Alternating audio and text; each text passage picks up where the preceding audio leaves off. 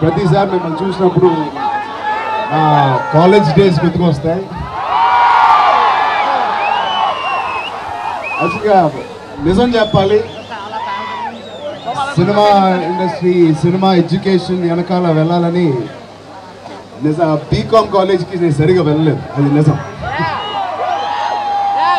నిజంగా మీ అంత అటెండెన్స్ కూడా నాకు ఉండుండవు.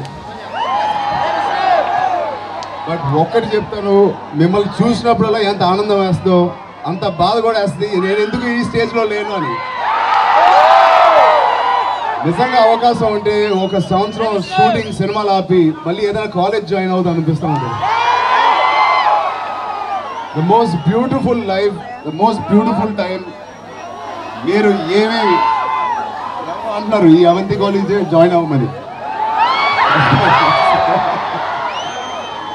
డెఫినెట్గా ఆయన అడ్మిషన్ ఇస్తే జాయిన్ అయిపోతాం.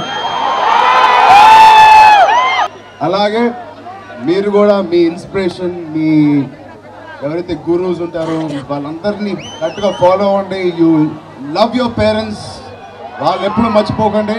ఈ సంవత్సరం మొదలవగానే ఖైదీ నంబర్ 150 అని మళ్ళీ మాకు మీరు గుర్తించారు. మళ్ళీ ఈ ఉగాది ఒక 4 రోజుల ముందే వస్తుందని అనుకుంటున్నాను. ఈ సినిమాను కూడా అంతే సక్సెస్ చేస్తారని, మళ్ళీ ఉగాది కూడా సంక్రాంతి డిసెంబర్ సంవత్సరం లాస్ట్ ఇయర్లో ఎలా సెలబ్రేట్ చేసాం, ఈ ఇయర్ కూడా కాటం రైట్ అలాగే సెలబ్రేట్ చేద్దాం.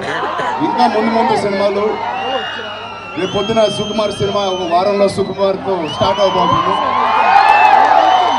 సో ఖచ్చితంగా మిమ్మల్ని అందరినీ మనసులో పెట్టుకొని హార్డ్ వర్క్, డెడికేషన్ ఇవన్నీ నమ్ముతూ మళ్ళీ కుదిరితే ఏదైనా ఫంక్షన్కి మళ్ళీ వైజాగ్ లేదా భీమిలీకి రావాలని నేను మనసులో పెట్టుకుంటున్నాను.